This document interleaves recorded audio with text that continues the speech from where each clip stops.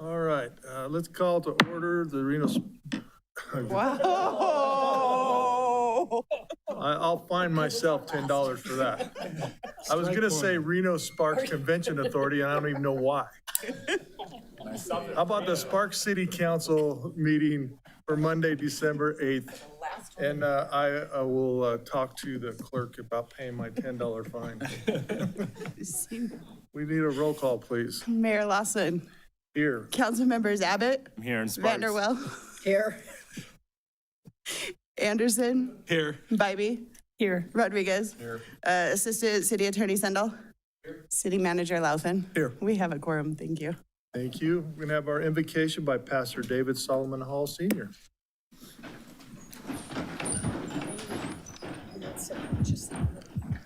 Let us pray.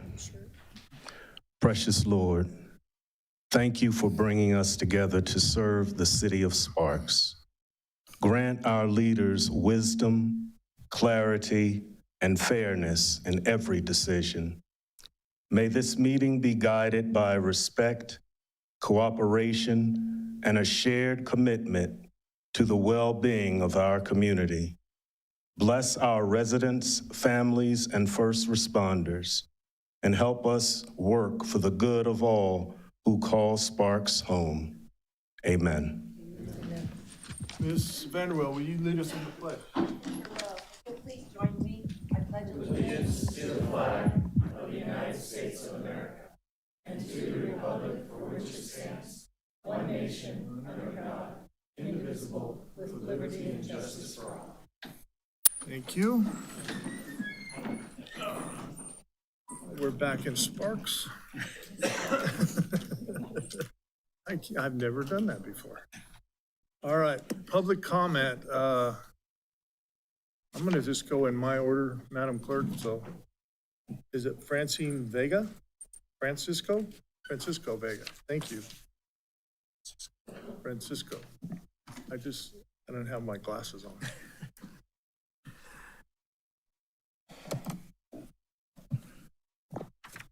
Thank you, Mayor. Members of the council, for the record, Francisco Vega, Director of the Air Quality Management Division under Northern Nevada Public Health. Our division is responsible for maintaining federal air quality standards throughout Washoe County, and our mission is to protect public health through effective air quality programs, strong community partnerships, and support for sustainable growth. AQMD is here today to express support for Agenda Item 7.3, the RTC Prater Way Rehabilitation and Road Diet Project. This project updates the Prater Way corridor with buffered bicycle facilities, improved sidewalks, and a reduction in the number of travel lanes. These improvements are aligned with not only with the local and regional plans referenced in your staff report, but also with the AQMD's Ozone Advance Plan, a major air quality commitment adopted by this council on April 11th, 2016 under Resolution 3291. The Ozone Advance Plan outlines 5 primary goals. Reducing ground level ozone forming emissions from on-road vehicles, reducing ground level ozone forming emissions from non-road vehicles and equipment, reducing urban heat island impacts that contribute to ground level ozone formation, increasing building efficiency, and expanding air quality education and outreach. This project supports those goals in 2 meaningful ways. First, the reduction of 2 travel lanes helps reduce vehicle miles, or VMT, traveled along the corridor. Lower VMT directly reduces particulate matter and ozone forming emissions. This directly supports the first goal of the Ozone Advance Plan. And because this corridor is next to school and a residential neighborhood, reducing emissions here has a special meaningful impact on people who are more sensitive to elevated pollution levels, such as children, older adults, and residents with heart or lung conditions. Second, AQMD recommends incorporating shaded bicycle and pedestrian facilities that connect to the broader active transportation network.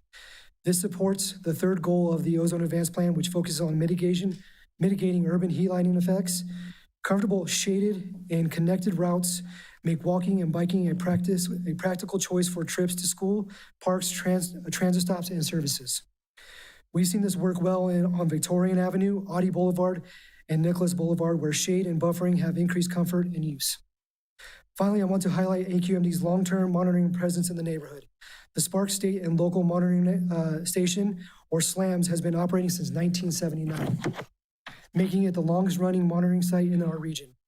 It collects data every hour of every day, feeding directly into our AirNow to determine the local air quality index and to evaluate compliance with national standards for both ozone and particulate matter. Improvements in corridor design that reduce emissions, support cleaner travel options will be reflected in that data over time. In closing, AQMD respectfully submits its support for the RTC Prater Way Rehabilitation and Road Diet Project. We believe the project aligns with both local planning priorities and longstanding air quality commitments this council has adopted. Again, as always, if my team can ever help, please let me know. Thank you. Thank you. All right, John Shipton, followed by Jesus, is it Milo or Milo?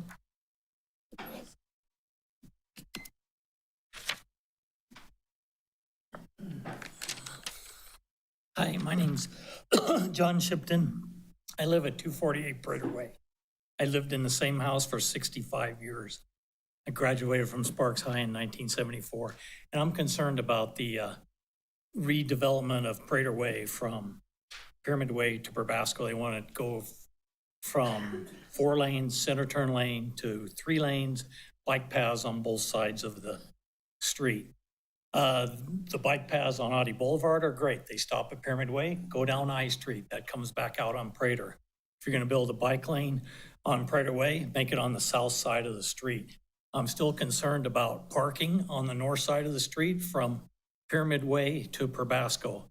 If they eliminate parking, that's not going to work for schools, for extra cars, campers, vehicles, whatever you need to stage your vehicle on Prater Way. I really oppose eliminating parking like it is from Pyramid Way to El Rancho on the north side. No residential parking. I do not want that at all. The road was reduced from 2 lanes. It used to be a 2-lane road, and now it's 5 lanes. And I thought we were grandfathered in. This is back in the 1970s for parking on the north side of Prater Way. I hope that still exists. Originally, I Street was supposed to be the one that was supposed to be 4 lanes and come back around, and they changed their mind and made it Prater Way.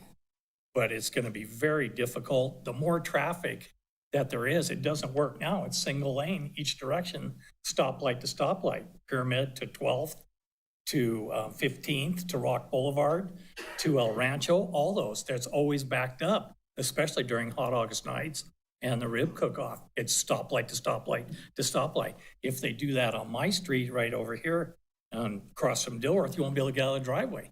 The single lane traffic will be backed up way, way far. And I just oppose the bike lanes, but if you have to put one in, south side of the street or I Street. Thank you. Thank you. Jesus Milo, followed by Nicholas Tyler Savigny. I know I'm butchering your name. I apologize. Good evening, ladies and gentlemen of the City Council. My name is Jesus Milo. I am a student at the Academy of Arts, Careers, and Technology, also known as AACT. Today, I will be speaking on the potential first responders fee. This fee proposes that if the city's fire department gives you medical attention and hands you off to a different agency to transport you to a hospital, you will receive a fee of $527. But if the fire department transports you to the hospital themselves, the fee will not be applied to your medical bills. The Sparks Fire Chief has stated that many who benefit from the medical services are visitors to Sparks, and the first responders fee would ensure that those who use these services share in the cost of care. The chief also stated that most insurances also already cover these types of fees in their plan. But I ask, what about the people who are already struggling to buy groceries to feed their family? What about the people who worry every month to pay their bills on time. Why would we charge them more for emergency medical care because of the tourists who need those services? Approximately 9.7% of the population in Sparks is uninsured or underinsured, which is roughly 15,000 people. Medical care is already so expensive.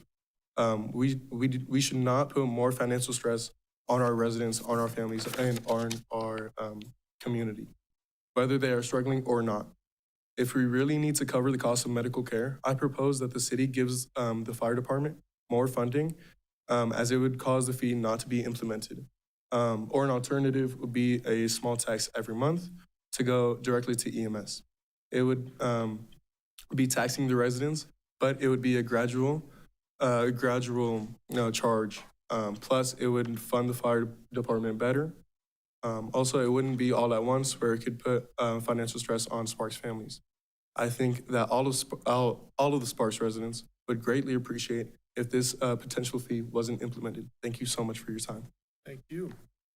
Nicholas Tyler Saving, I'm butchered. That's perfect. It's a hard name. I understand. All right. Nicholas, how about that? Yeah. Followed by Juliana Torres. Right. Well, good afternoon, ladies and gentlemen of the Sparks City Council. My name is Nicholas Savigny, and I stand before you today to address the pressing issue that is affecting our community, which is the increasing homelessness population in Sparks. As someone who cares deeply about the growth and well-being of our city, I believe we have the responsibility to help our homeless population reintegrate into society, providing them with better opportunities of living. The rise in homelessness is not only a concern here in Sparks, but in neighboring cities like Reno as well. Our beautiful cities are known throughout Nevada for many reasons, and should not be known for the number of homeless individuals on our streets. Yet the homeless crisis is starting to overshadow the beauty of our community, and it's becoming more difficult for residents and visitors alike to feel safe and enjoy the places we love.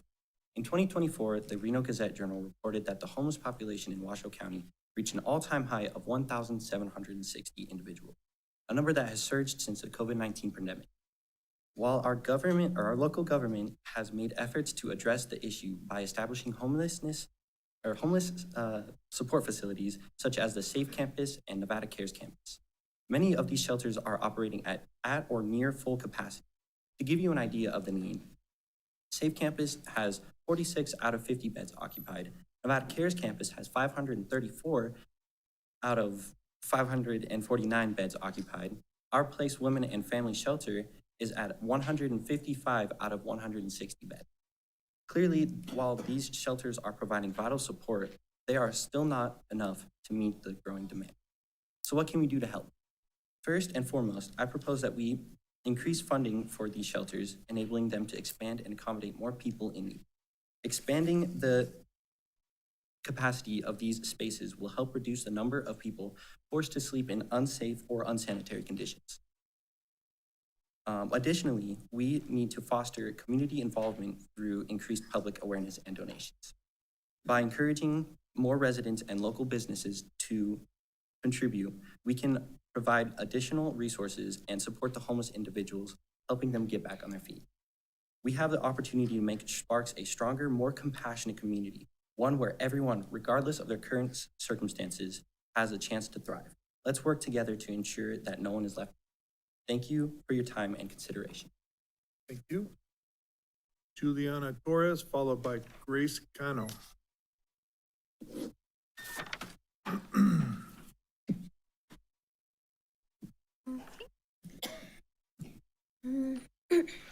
Hello, my name is Juliana Torres. I am a senior in high school. Today I'm here to discuss an issue I believe needs more attention: homelessness. The Reno-Sparks area has an estimate of 1,200 to 1,700 homeless people. This is driven by a shortage of affordable homes, mental health challenges, unemployment, and addiction issues. Despite the efforts of support, the number of homelessness people remains high. Drug addiction leads to job loss, financial instability, and ultimately homelessness. Overwhelmed shelters and support services struggle to cope with the complex needs of homeless individuals battling addiction. The lack of awareness of existing resources also hinders access to help. Homeless shelters and support services provide crucial assistance, but they are often overwhelmed and lack the capacity to serve everyone in need. The limited number of beds and resources means many people go without help. Personal challenges like drug addiction can also prevent individuals from accessing these shelters. To tackle this issue, the Reno-Sparks area needs to address the root cause of drug abuse and homelessness. Prevention programs for expanded treatment options and increased access to mental health services are essential. Job training and employment opportunities can provide stability and reduce the risk of relapse. The Reno-Sparks area homelessness problem must be addressed for several reasons. First, it is a question of fundamental human decency. Everyone has a right to a safe place to live, and it is immoral to let people live in poverty and hunger. When homeless people cannot get the health care and safety they need, it puts a strain on hospitals and emergency services, which cost more money. Additionally, homelessness disrupts the peace of the community, especially community parks. There have been many homeless people found in parks, and many use products like needles, which create an unsafe environment. The Reno-Sparks City Council can make a difference by increasing affordable housing options, collaborating with healthcare providers to offer comprehensive addiction treatment, and supporting outreach programs. Stronger collaboration between local government, nonprofits, and community groups can improve the effectiveness of these efforts. Addressing drug abuse in Sparks is crucial for reducing homelessness, improving public health, and fostering a safer community. Thank you. Thank you very much. Grace Cano, followed by Juliana Lopez.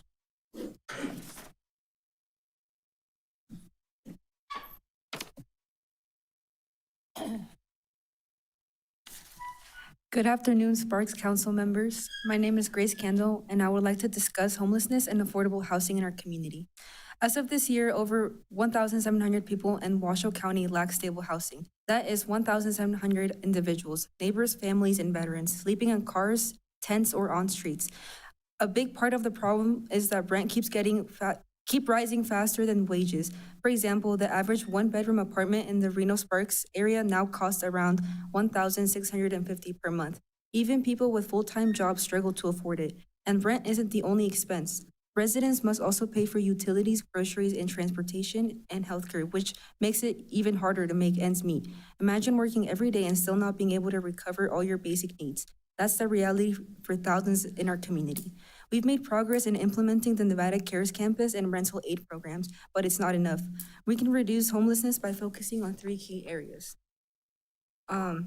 First, increasing the funding for affordable and supportive housing through measures such as local, state, and federal grants, housing bonds, and dedicated tax revenues. This will allow more people to move out of shelters and into permanent homes, reducing the strain on emergency services and giving residents stability. Second, protect existing low-income housing from being torn down or converted into luxury units. In recent years, older weekly motels and affordable apartment complexes such as Stardust Lodge and Carriage Inn were demolished as part of Jacobs Entertainment and redevelopment and projects and replaced with high-end developments. When we lose these buildings, we push people onto the streets. And third, invest in mental health and addiction recovery and job programs that help people be stable once they're housed. I'd also like to point out the current enforcement strategies that can be inhumane and counterproductive. When police forces people to move from sidewalks, riverbanks, or empty lots without offering real alternatives, it doesn't solve the problem. It just shifts it somewhere else and makes it harder for people to access services. That's exactly why the solutions I mentioned earlier are so important. When we increase affordable and supportive housing, protect existing low-income units, and expand mental health and addiction recovery and job programs, people actually have a place to go. Instead of moving people from one place to another, we give them housing, stability, and support, which reduces the need for enforcement in the first place. These strategies address the root cause, not just the symptoms, and can lead to better outcomes for both unhoused residents and the entire community. Thank you for your time and for continuing to listen to the voices of your community. Thank you. All right, Juliana Lopez, followed by William Stewart.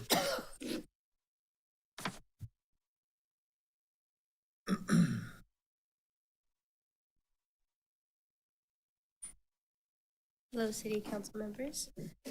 My name is Juliana Lopez, and I am here to speak about homelessness in the Reno and Sparks area.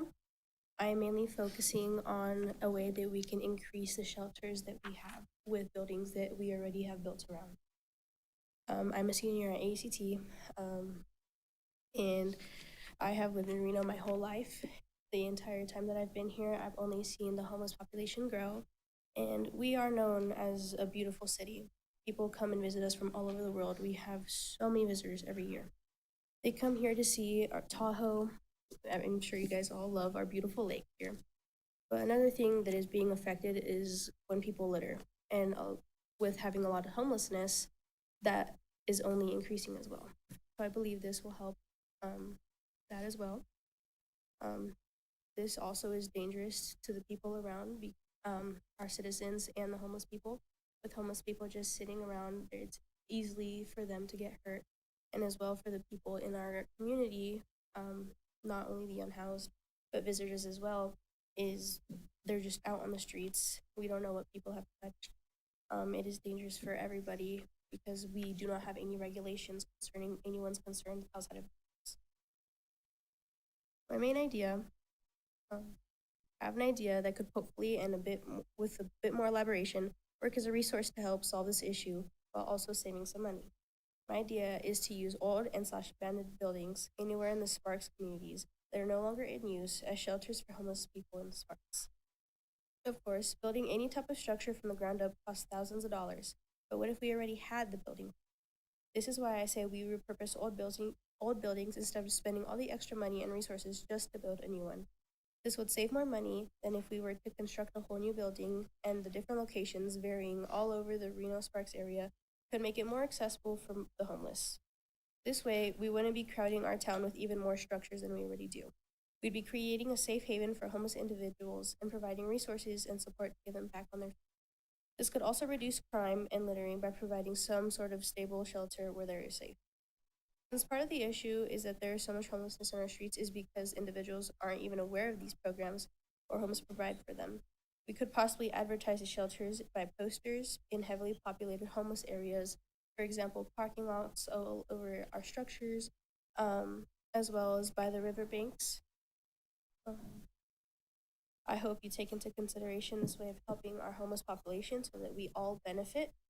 And I strongly urge you to reconsider what we do with these buildings instead of tearing them down or just forgetting about them. Maybe we could repurpose them. Very good timing. Thank you. William Stewart, followed by Benjamin Monson.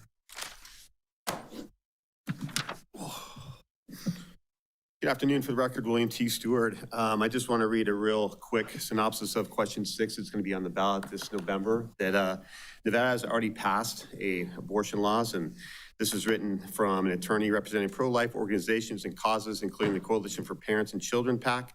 I've been deeply involved in legal issues surrounding abortion initiatives in Nevada.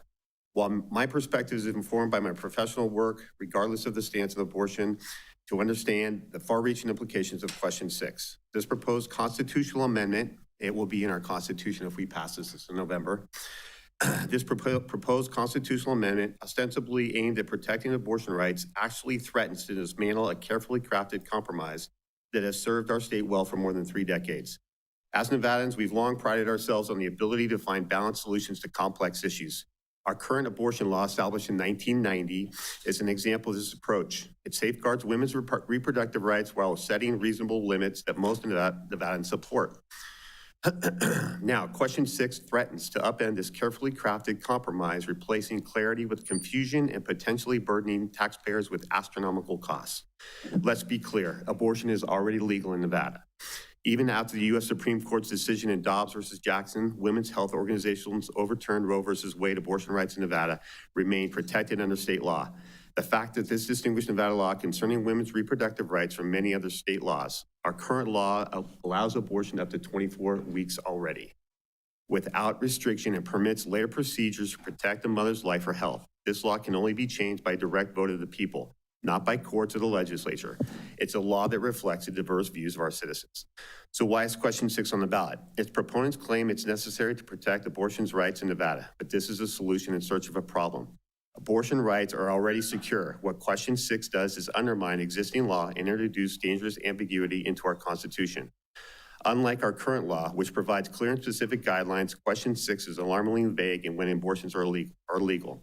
It fails to address critical questions. Is abortion permissible up to 4 months, even up to 9 months? Instead of offering clarity, question 6 relies on a dangerous, ambiguous definition of fetal viability, described as a point in pregnancy when in the professional judgment of the patient's treating healthcare practitioner, not even a doctor, there is significant likelihood of the fetus sustained survival outside the uterus without the application of extraordinary medical measures. I'm gonna run out of time. We need to vote no on question 6. It's that simple. Please do so as much as possible. And can I have the overhead real quick? Or Elmo, or whatever this is called.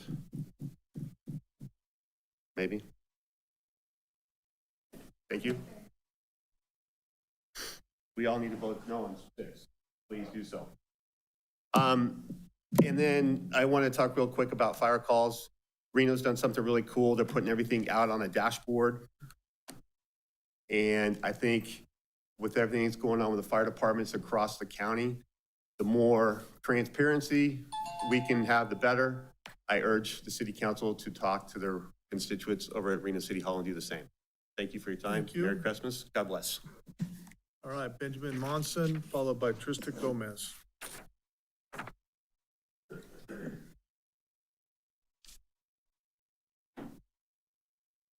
Hello, Sparks City Council. My name is Benjamin Munson, and I am a student at the Academy of Arts, Careers, and Technology High School in the Fire Science Academy.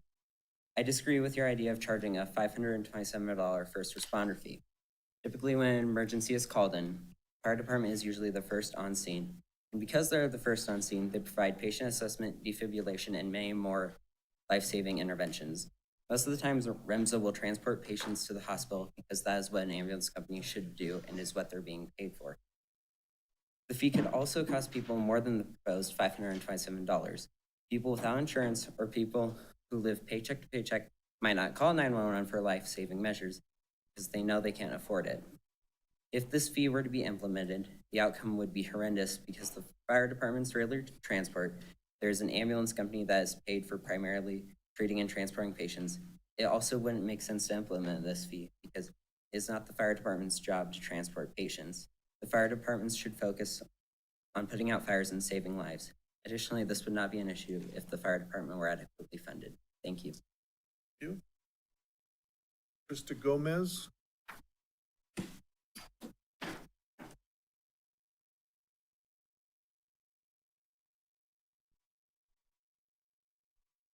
Good afternoon, Trista Gomez for the record.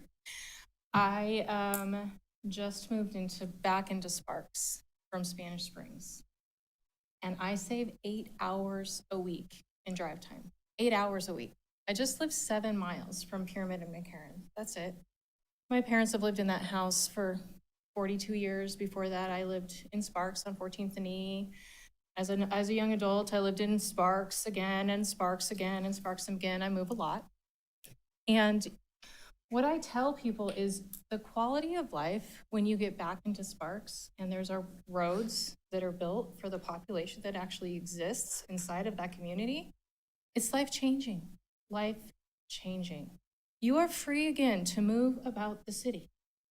Now I'm running for Washoe County Commission 3. And I'm running for that, and it largely has to do with nothing partisan. It's because of budgets and traffic. And every meeting I go to, all anybody cares about is budgets and traffic. Their access in and out of their house, their ability to move from one place to another, the time that it takes. When I was in my house, I had the flexibility out in Spanish Springs, I had the flexibility to leave pretty much whenever I wanted to. It still took me 30 to 40 minutes one way to go 7 to 10 miles. When I lived out there and it was a 2-lane road, it took me 7 to 10 minutes to go 7 miles. I read the information about the Prater and Pyramid, the closure for the lanes. I read that it doesn't meet your guidelines. It's a little bit over the timelines. I read some comments on your post last night, and they had good solutions. They put in some speed bump. It sounds like you're already going to be fixing the sidewalks. This is great for kids. This is great for safety. You're already fixing the sewers. Phenomenal, wonderful. And so to everywhere around the county, all anybody talks about is the traffic, literally the only thing anybody says. And for you to be closing down a whole lane of traffic, it seems wild to people. That traffic is a huge burden to people. It creates such a hardship for families every single day. And so for you to close a lane that's just a perfectly good driving lane, one of the only ones in the county, I would just urge you not to. If you need to do something else, I think the speed bumps are a great idea. I think that's wonderful.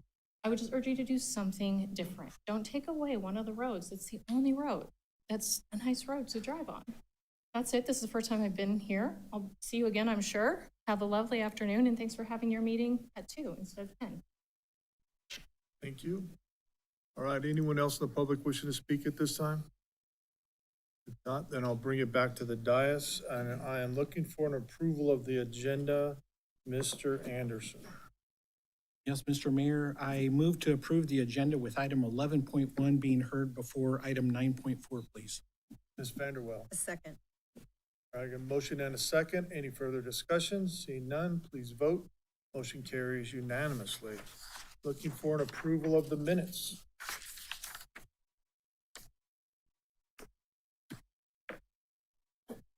Mr. Abbott, I move. you were gonna move. To approve. I move to approve the minutes of the Sparks City Council meeting for November 10th, 2025. Mr. Rodriguez. I second. We've got a motion and a second. Any further discussion? Seeing none, please vote. Motion carries unanimously. On to presentation 7.1.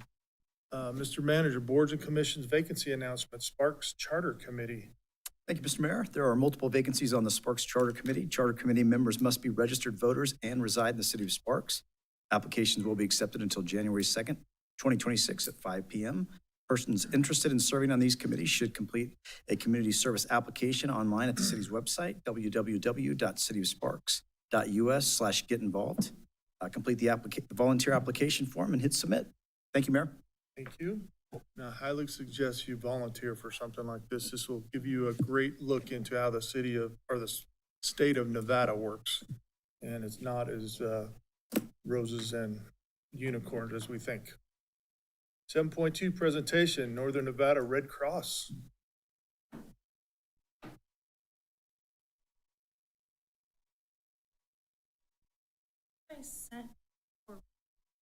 Yes.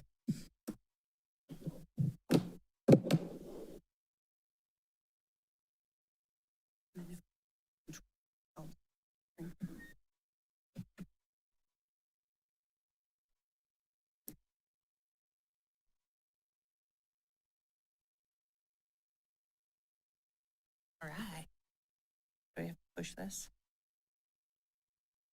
Yeah, when your light's green, we can hear you. There it is. Okay. Hello. Hello, council members and Mr. Mayor of the City of Sparks. My name is Bridget Pawson. I'm the Executive Director of the Northern Nevada chapter of the American Red Cross. And I'm here today to just share with the city some of our programs and services. We are here for the community, and I just wanted to introduce myself, let you know that we're here to serve folks here in Sparks. So just a quick overview of our chapter here in Northern Nevada. We serve 12 counties, including Washoe County and Carson City. And we are powered by a very small staff here in Northern Nevada, but our volunteer base is strong and mighty. We have about 90% of our staffing comes from our volunteers. We're always looking for more volunteers and board members as well. And we have a pretty robust website where folks can look that up. But I just wanted to quickly share some of the services that we provide for the community. We do work quite a bit with folks here in Sparks, including U.S. military veterans and their families, not only here locally, but nationwide.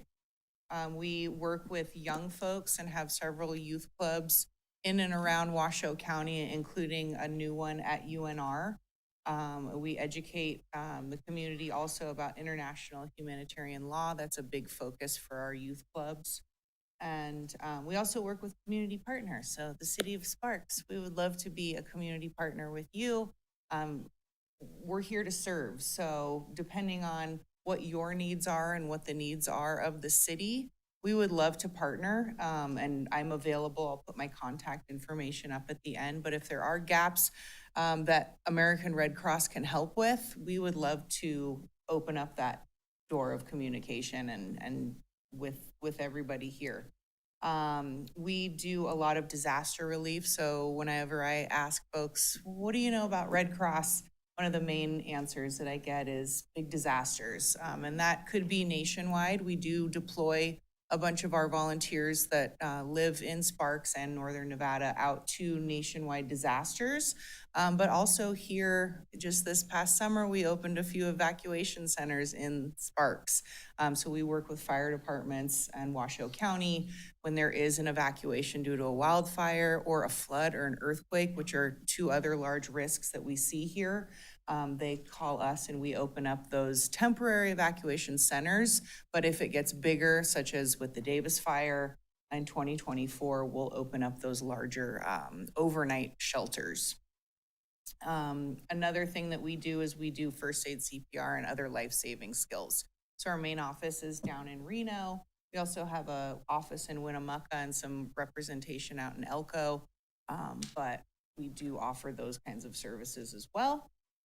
And more. We were just at the Sparks Parade on Saturday, which was a whole lot of fun. So thank you for putting that on, because myself and a bunch of our volunteers were happy to say hi to the community on Saturday. A few other things that we do is we want to get the community prepared for a wildfire or another type of disaster. So we're really trying to do a lot of outreach right now with preparedness, centering around that. I've teamed up with the City of Reno Fire to try to align some messaging. But if the City of Sparks ever has any opportunities to work with the Red Cross on community preparedness, usually around wildfires, but we can stretch a little bit, we would love to do that so we can kind of align and collaborate forces versus if it's a competition type of thing. We try to work with schools and kids so they can go home and teach their families about preparedness. We do some programming for K through 2 and 3rd through 5th grade, make it fun for the kids and engaging to talk about what would they do if they had a home fire and how they can get prepared and help their family get prepared. And we have those types of programs for older kids as well.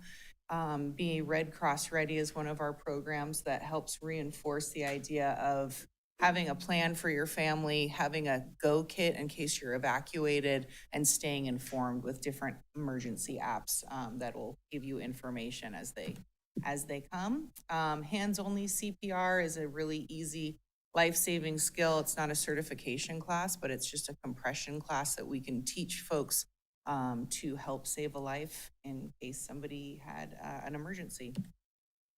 This is my favorite one that I think that folks could really benefit from. It's home fire campaign and wildfire preparedness. So we have a team of volunteers and a hotline that's right here. They will go out to homes and install free 10-year smoke alarms. So folks they just have to call this number and they'll get a call back. Volunteers will come out and install free smoke alarms in their homes. So this is a really, really great opportunity. It's totally free. They'll also talk to those folks about making an emergency plan and thinking about that if they did experience a home fire. And home fires are actually the #1 disaster that we respond to. So we're on call 24/7, 365 days a year. We want to urge first responders and fire departments to call us, or to let folks know if they do experience a home fire, they can call 1-800-RED CROSS. We will come out, assess the situation, give them some care and some comfort, and give them some local resources to contact to help them towards the steps of recovery. So we're really there trying to partner with local fire departments to let them know, like, call us, because we want to help folks who are maybe experiencing like a really, really bad day because of a home fire. And then we'll also work with businesses and schools to get them ready in case of a disaster. So to help their business, to help their employees and staff prepare for a disaster. So if one does hit, they can get back to business faster and help the community in that way. That's my contact information. Please reach out. If there's anything that Red Cross can help the city with, we would love to help you. Any questions? Questions? Wonderful. Thank you so much for your Thank you, time. I Bridget. really appreciate it. Okay, move on to 7.3. Presentation, possible discussion regarding the RTC Prater Way Rehabilitation and Road Diet Project, generally located east of Pyramid Way to Probasco Way.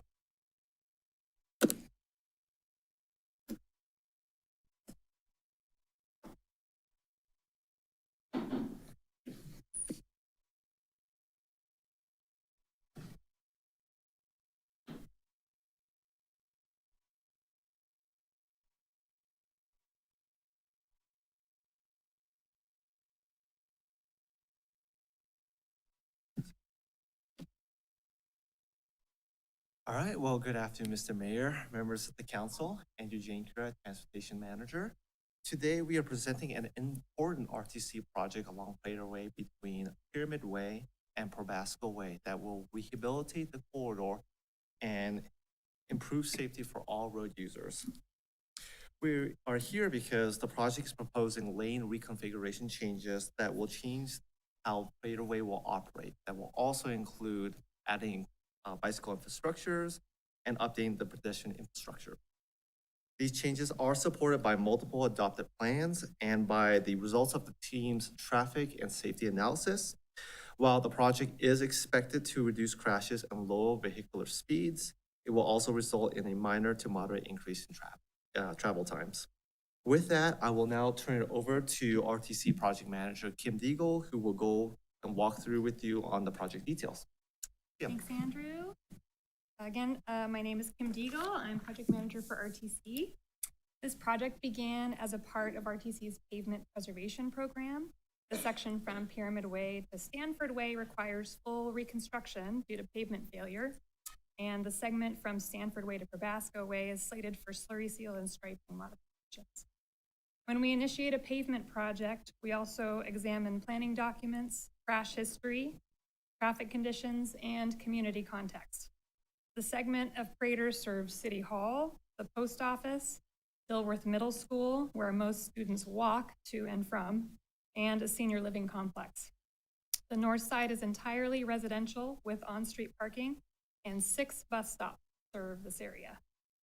Over the last decade, several plans, including the Sparks Comprehensive Plan, the Truckee Meadows Vision Zero Action Plan, and the RTC Central Sparks Neighborhood Network Plan, have consistently identified 2 needs: improved safety and better bicycle and pedestrian facilities.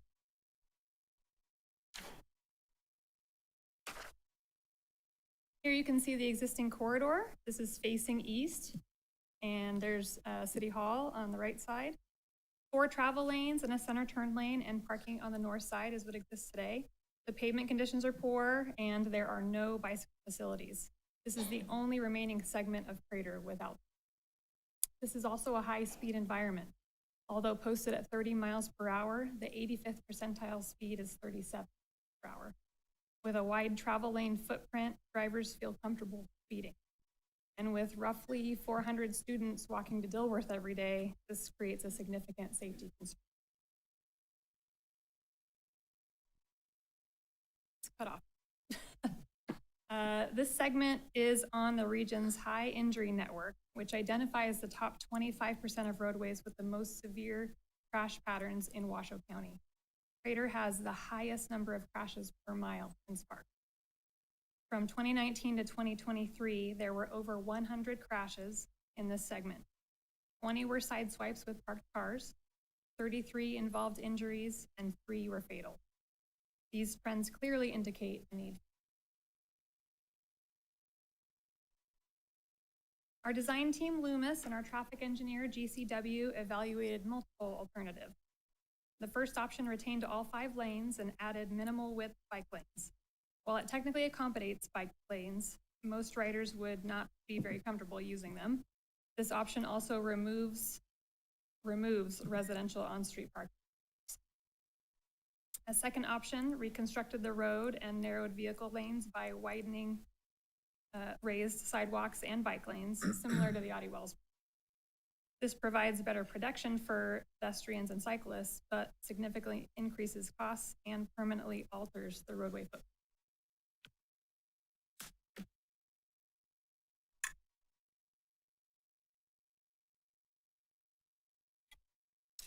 So the recommended alternative is a striped road diet.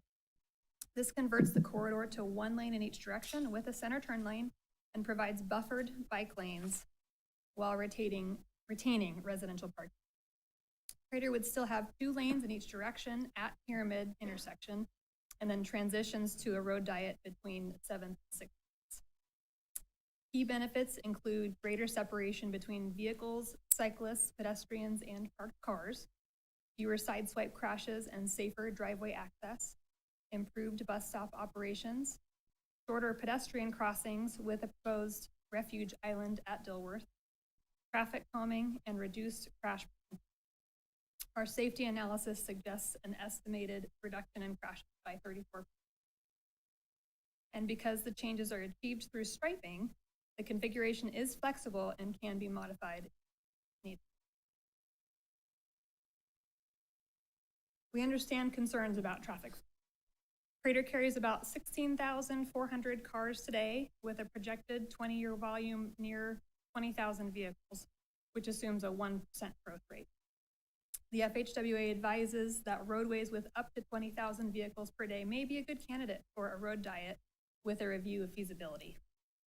Our traffic analysis shows that the intersections will continue to meet overall policy level of service.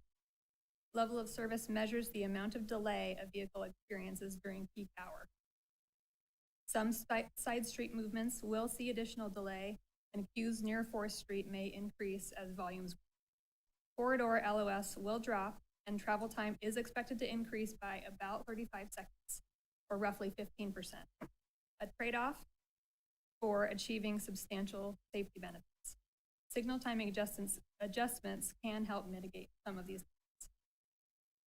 If volumes increase significantly in the long term, the striping approach allows us to revert to a 5-lane configuration. So far, we have issued project introduction letters, permissions to construct, and online updates, and we have met with Washoe County School District and Dilworth Middle School leadership, who provided positive feedback. Next steps include updating the website with a refined concept and a virtual presentation, hosting a community meeting if desired, and providing clear communication prior to. We appreciate the council's and the community's input as we advance. We're finalizing design this year and into early next year. Permission to construct agreements and a small number of easements documents are underway. Utility coordination is in progress. For example, Tumwa will be replacing a portion of their water line in this segment prior to this work. And construction for the road work is planned for spring 2026 to start, with a completion in late fall. Hand it back. All right, well, thanks, Kim. The proposed road diet provides a well-supported, cost-effective way to improve the corridor for all corridor safety for all road users. While we acknowledge that vehicular operations will experience modest delays, these are offset by expected reductions in crash frequency and its severity and the ability to implement proven counter safety measures. Lastly, we will be bringing this back again in January for the opportunity for council to provide direction. That concludes our presentation, and with that, we're happy to answer any of your questions. Questions from the council? Ivy. Thank you, Mr. Mayor. Couple of questions. On the proposal, are there bike lanes on the north and the south side? So will both directions have bike lanes or just one? On both sides, yes. On both sides. Andrew, can you bring that slide up again? Yeah, could you bring that up? So I was trying to maneuver through that. So bike lanes on both sides. Will that mean the north side street parking for residents that live there is going to be gone? No, in the proposed striped road diet, we are proposing to keep the parking adjacent to the residences on the north side. On the north side, okay. I think that's important. I mean, we had public comment, but if I lived there, and actually those poor people are backing right out onto the speeds that are coming down Prater, so the number of crashes and the severity of where it ranks in the city is important for sure. Just curious why a bike lane, and is that common on most of our roads that have the bike lane? It's on both sides because you're going the one direction or the other Correct, for yeah. safety? That's correct, yes. The bike lanes are typically bi-directional, so we want to make sure that we're providing the movement to and from for commuters. And if you're going to the school or the post office, it's a way to get to there and then leave and come home as well. Another thing I wanted to note too, I mean, we recognize that the parking is very important to the community here, and the ability to back out of a driveway and have a little bit of extra space here, I think would be very helpful, as well as the existing condition. Even with the parking, there are a lot of issues with car side swipes, as we mentioned earlier.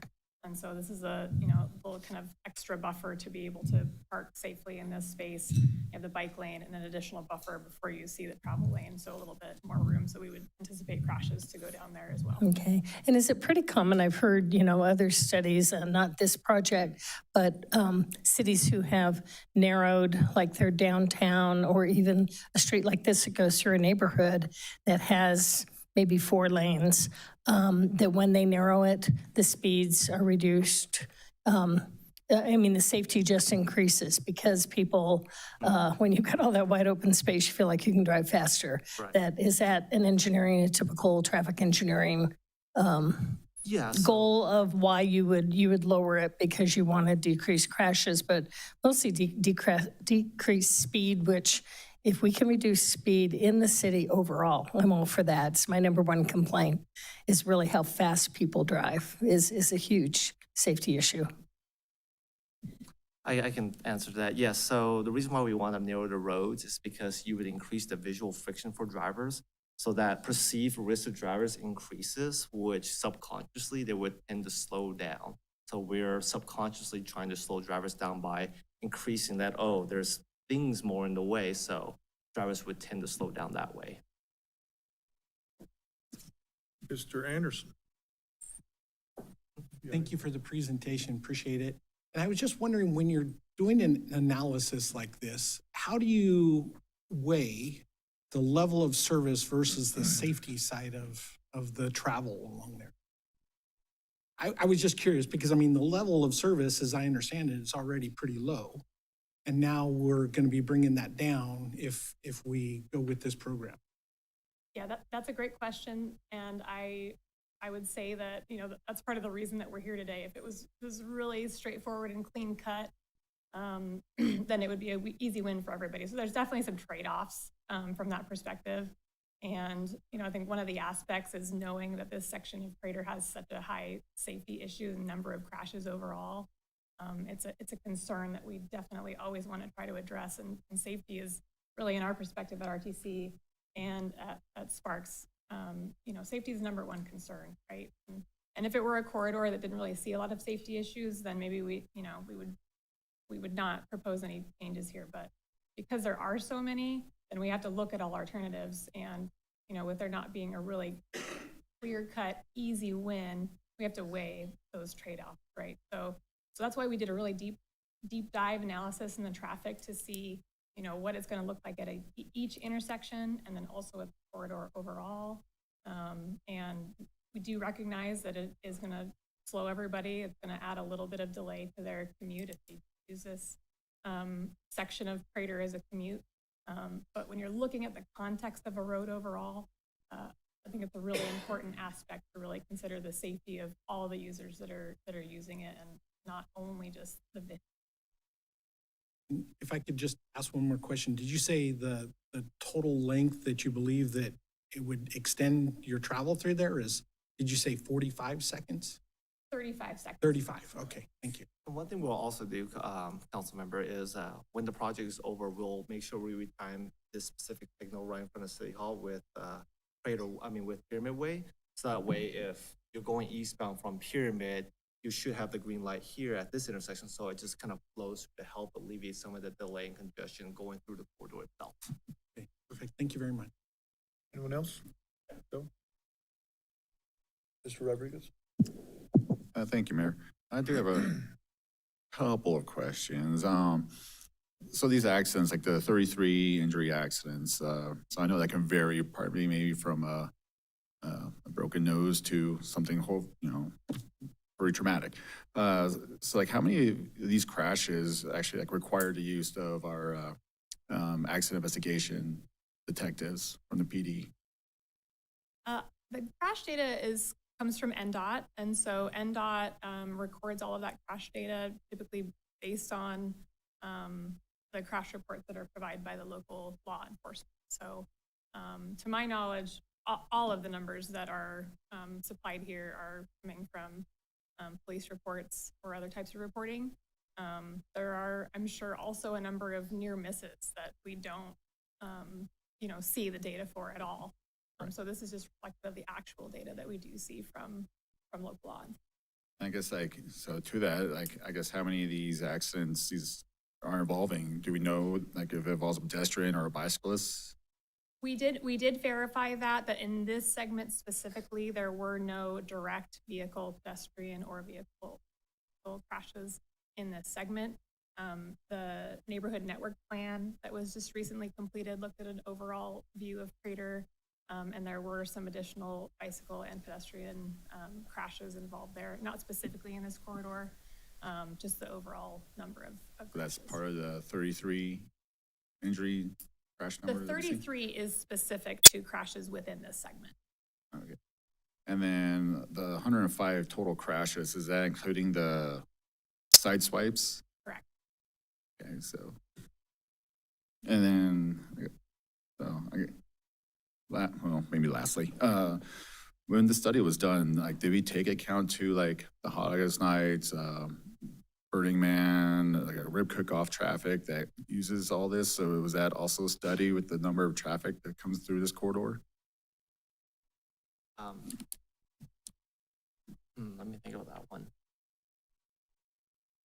So typically when analysis is done, it usually looks into the peak hours, so the AM and the PM traffic with Hot August Nights and those other events. I don't see, usually events happen maybe outside the peak hour of travel time. So, with our traffic team, we'll definitely look at different scenarios. If there is an increased traffic, we'll make sure that we retime the signal or adjust the traffic signals to accommodate any additional traffic that's going through in and out the corridor.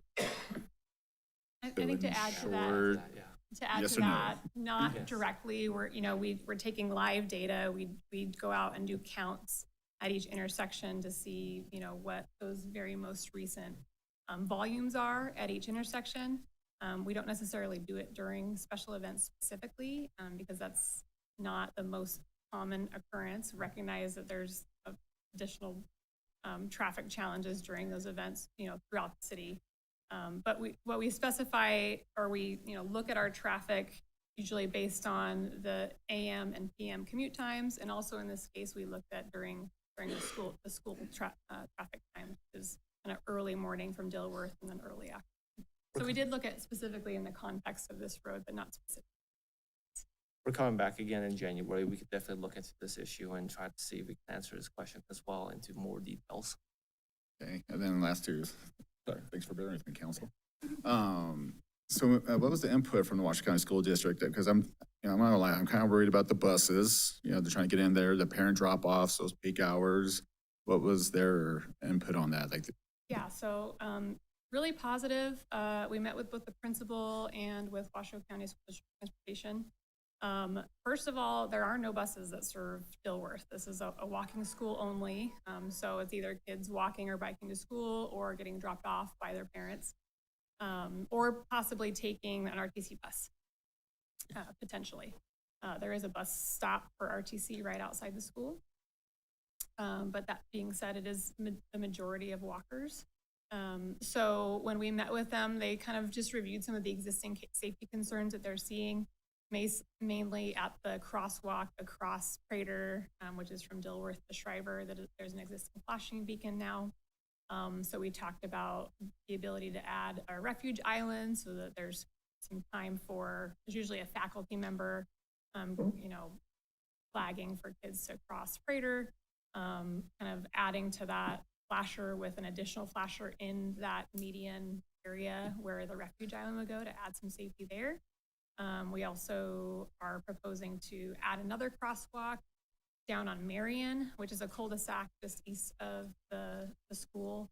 So a lot of the drop-offs occur on Marion, and they come in and park and then turn around there and come back out. So there's also a crosswalk across Marion that becomes very challenging with the number of cars trying to access as well as the kids trying to leave, for instance. So they asked if we could add a crosswalk down further south on Marion, which would get kids across instead of doing it up by Prater, kind of eliminating some conflict there. And then we're also proposing another flasher at the Stanford Way intersection. There's an existing crosswalk there that has a poor sight distance.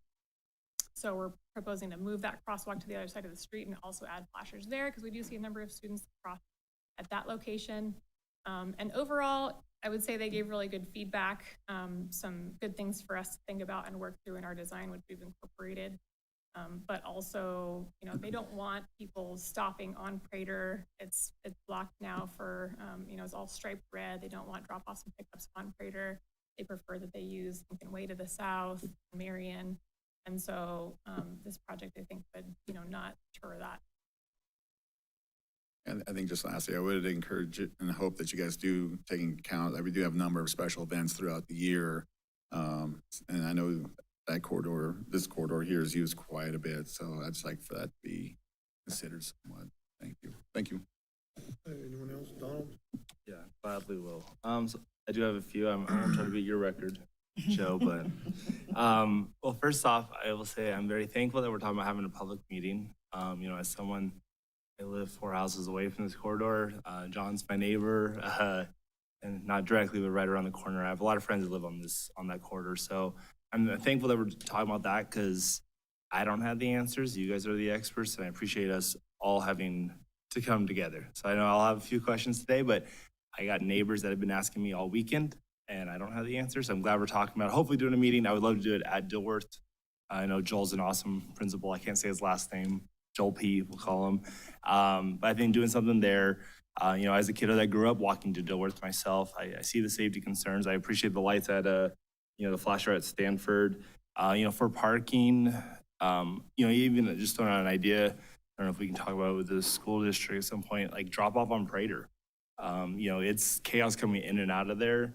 The kiddos get picked up at the post office, along that corridor, the mini mart, in front of my house, which is not on Prater, which is okay. It doesn't bother me, but you know, there's parking all over. So I think looking at some other solutions there, but I'll get to my question. So looking at a couple of the diagrams, I saw that the widening the lane, there's one that's 12 foot and another one's 11 foot. What's this like standard? Like, can we go to 10 foot? Is that a size? Typically, we like to maintain 11-foot travel lanes. Okay. 10-foot is because we want to accommodate if there's any like bigger vehicles, Got you. buses, and so forth. So what do we have out there right now? I believe it varies. It does vary. In general, I want to say it's 12 feet. I'm going to look back at my design staff. 12 feet. 12 feet. 12 to what? 12 to 15. 12 to 15. Yeah. So it's like 12, like closer to the center, and I think it's like 15 on the outside. The outside one? Yeah.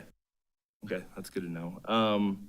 Thank you for that. And then the other one was looking at, I think, you know, obviously I'm a fan of bicyclists. I ride a bike, not nearly enough. Is there data or prediction of how much increase we might see from bicyclists on a safer route? Is there a stat on that? That is a great question. I don't have a stat with me on that. Okay. And that's something we can kind of research and get to you. I think there is some data on road diets all, and especially when you go from 0 bike lanes to buffered bike lane, that number, you know, definitely increases based on how comfortable that bike is. So you kind of shoehorn it in and it's small, you're going to get some additional users or maybe who are more comfortable, commuting on various different types of facilities, but you're not going to see, a family or a student, a teenager being comfortable, right? If you provide a buffered 3 foot or more on this speed of facility, you're going to tend to see more people want to use it because they're more riding it. So I don't have a number for you, Got you. but that's something that we could definitely research. So I guess, have we seen an increase on the other part of Prater, like west of Pyramid in bicyclists? I'm sorry. Like, have we seen an increase in bicyclists on the west side? 'Cause we did a road diet west of Pyramid on Prater. Personally, someone that drives it, I haven't seen any more bicyclists in my eyes, personally. I've ridden this section. I will say and I'm all for us having safe cyclist lanes, but I also think about what are we doing after Stanford? It goes back to unprotectedness. That's very true. So just thinking out loud is, if we're gonna do something, not saying this is right or wrong, but if we're gonna do something, I think we gotta make sure we go maybe all the way to McCarran or have a plan for that at some point. Yeah, we can definitely look into that. I would say our neighborhood network plans that we worked through and just got approved through Sparks as well have a lot of great data when it comes to the existing bicycle facilities, what they're seeing, and where we're looking to enhance them. So Gotcha. And I will say I'll end it on, I have a few more questions, but I know this is just a presentation and that we're not voting on anything today. And so I appreciate us having hopefully some options. I think in January, we're talking about it after hopefully we do a public meeting so we can get some of the questions answered by the neighbors that are reaching out to me. Because I've sent them this slideshow and they still have 1,000 more questions too that I think they would love to hear answers to, which I think you guys do have the answers. They just don't know how to ask you. And so I think doing a nice community meeting, obviously for the students that are going to doors, the neighbors that live there, as well as people that are driving the corridor that might not live in this area, but just so they can be involved and be a part of the process is awesome. So that's all I got. Ms. Vanderwell. Thank you. I'm pretty much going to echo what my colleagues have said. I just have a couple other questions. When you did meet with the school district and everything, because the school district is going through a consolidation plan, did we make sure that Dilworth is not part of that consolidation plan? yes, so we did talk to them quite extensively about that. It is on the plan overall for some sort of modification in the future potentially. They have not identified any sort of modification in the next 5 years. Okay. As far as our understanding, really to kind of reviewing that. We at least know in the next 5 years that they don't. Okay. And I appreciate that we're going to do a community meeting and things like that. Have you spoken to first responders, like both our police department and fire department, as to what this could do to, as far as their response times or getting to emergencies quickly? Yeah, as far as, well, I'll let maybe you talk to the Spark side of things. As far as road diets overall, typically response times do not really change. You have a center turn lane. People still have the ability to pull over when they see the lights and sirens. And so there's still that space for that, for them to be able to get through. A center turn lane is always a really important road diet to make sure we have that flexibility. We haven't reached out specifically to PD and fire, but I think within the next month, I'll reach out, we'll get their input too, so that way we can make a consolidated plan going forward. Great, thank you. Anyone else? So for me, I'd want to know if we can put some candelabras or whatever to separate the bike from the travel lane, or some, some type of road warning if you vary out of the lane, that it tells you, like we see the rumble strips on the side of the highways, something that tells you veered out of the lane. I know Donald and I have ridden our bikes on 4th Street, and it's a little scary to ride because it's literally about 3.5 feet wide. The separation, I think, is what, huh? We rode on Prater. Prater. Well, 4th Street, Prater, we came from Reno. It switches. Yeah. Both. That's right. I'm at a different meeting entirely, which is good. But I'm looking for some type of separation from the bicycles that, because I do like to ride my bike too, but I tell you, I wouldn't let my kids, like we used to ride in the old days when my kids were young, I would not ride this street at all because I couldn't trust that people, one, would look out for them, and two, that they could stay within the lane, you know, as younger kids. And I think that we have a whole generation or generations of kids that are missing out on riding bicycles and seeing their community a different way because of that. I'm looking forward to seeing the multimodal plan for Sparks and what we're gonna do with bike lanes and stuff. So that I know is coming to us here in a not too far distant future. So I'm looking forward to that. But for me, I'd really like to see if there's some way to put a rumble strip, a candelabra, whatever it is. I mean, I've seen a gazillion different ways to separate those lanes and warn drivers that they're out of it. And just as an anecdotal, if you're not doing 40 on Prater, you're getting run over, or you're getting yelled at, honked at, and flipped off at the same time. So it's pretty bad.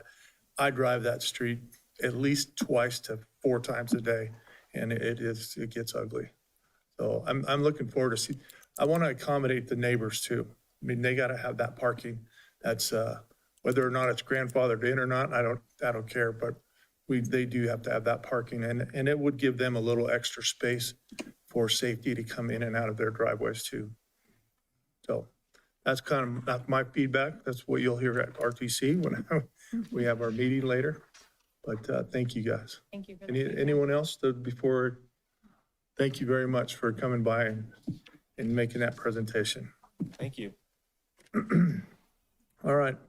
7.4, presentation of possible discussion regarding activities related to a future amendment to Sparks Municipal Code Title 20 for data centers. Sienna. Yes. Good afternoon, Mayor Lawson and council members. For the record, Sienna Reed, City Planner. This agenda item provides the council with an update on activities related to future zoning code amendments for data centers. You'll remember that the City Council directed the city manager to initiate changes to Title 20 or our zoning code related to data centers on September 22nd of this year. Since that direction, staff has engaged in various regional efforts on the topic of data centers. This includes participating in a meeting of the Truckee Meadows Data Center Policy Consortium on October 1st, and continuing to participate in meetings hosted by the Truckee Meadows Regional Planning Agency regarding that agency's role in regulating energy infrastructure and the impact of data centers. As the regulation of data centers is primarily a local government function, TMRPA is playing a coordination and research role, at least in that data center support role. Importantly, there is an opportunity for the City of Sparks, City of Reno, and Washoe County to evaluate best practice approaches in regulating data centers and consider amendments to each jurisdiction's respective zoning codes that have common elements. On November 14th, staff did meet with TMRPA and local government staff. Both the City of Reno and Washoe County anticipate receiving direction to work on code amendments from their respective governing bodies in the forthcoming timeframe. And then following this direction, local government staff would begin drafting common code amendments. TMRPA staff would continue to be involved in this effort, again, from a research and coordination perspective. However, the focus would very much be on potential changes to the local government zoning codes.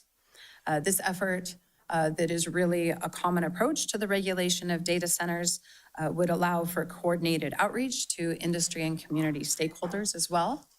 And staff would begin meeting more regularly with TMRPA and the other local governments once Reno and Washoe County have received that formal direction to work on amendments to their respective zoning codes. So with that, I wanted to be available for any questions. Questions from the council, Ms. Vanderwell. Thank you, Sienna. I appreciate the update. So my question is City of Sparks, we're going to go ahead and we're going to continue to do the research and work, even though City of Reno and Washoe County, have they been directed to start doing what we're doing here yet?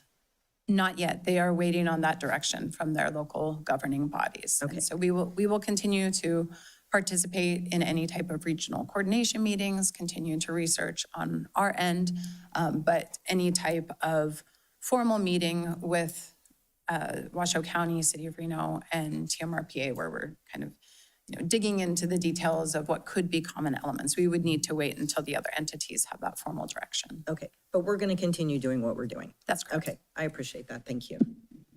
Okay, anyone else? You want to give any update on this coordination, Dion?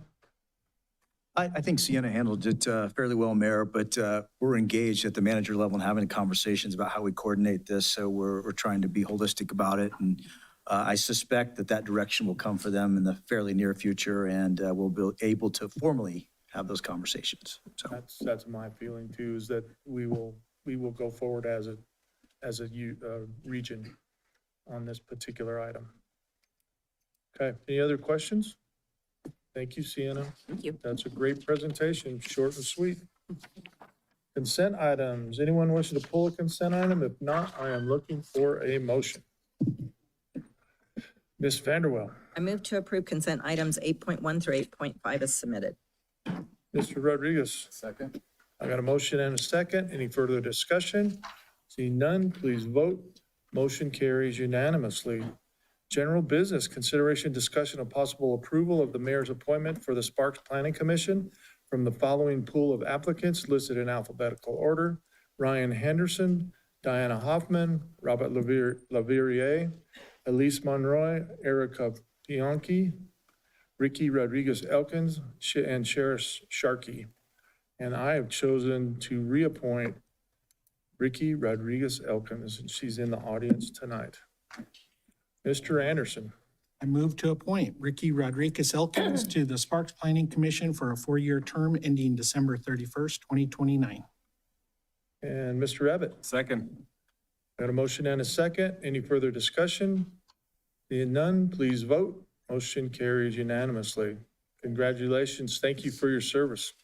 We need volunteers like you to help us. So thank you. 9.2, consideration possible acceptance of the city's annual comprehensive financial report, or the ACFR, for fiscal year 24-25, and possible approval of the city's plan to corrective actions relating to the city's external auditor's conclusions and recommendations. Good afternoon, Mr. Mayor and members of council. I'm Tiffany Pugh, Accounting Manager for the record.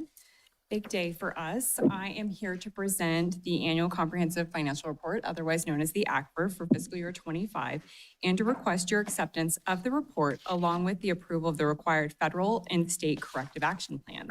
Nevada law requires all local governments obtain an annual audit conducted by an independent accounting firm.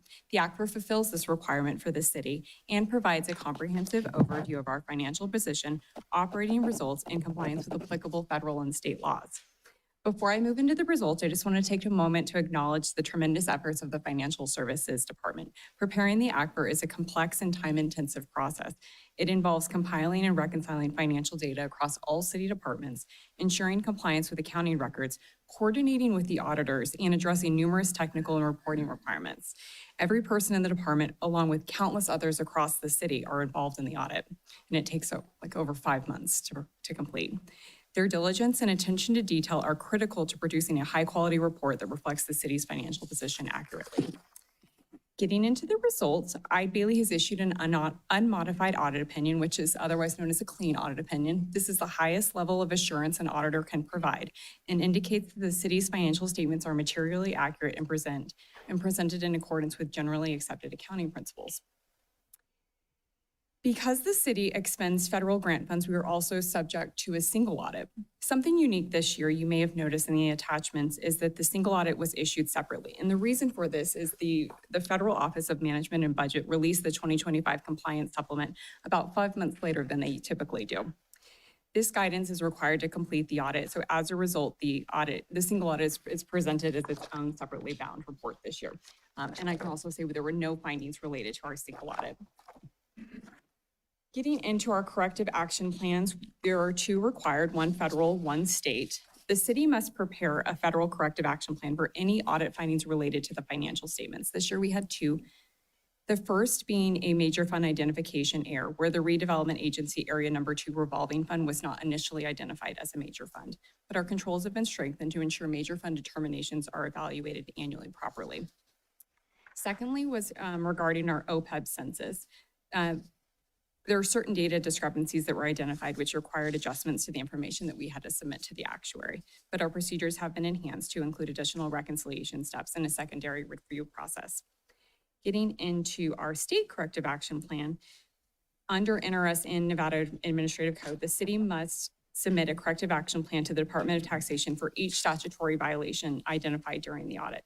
We had one budget violation where actual expenditures exceeded appropriations in the Parks and Recreation Fund by $363,308.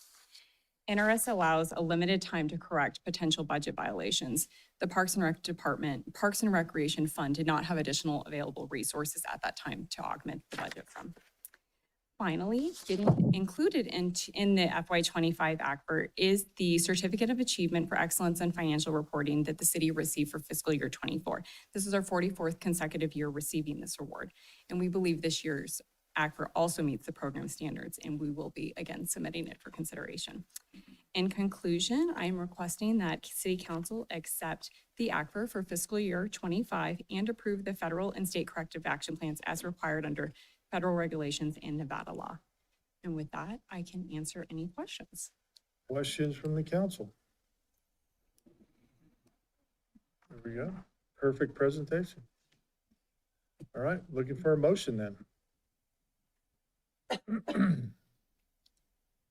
Mr. Anderson.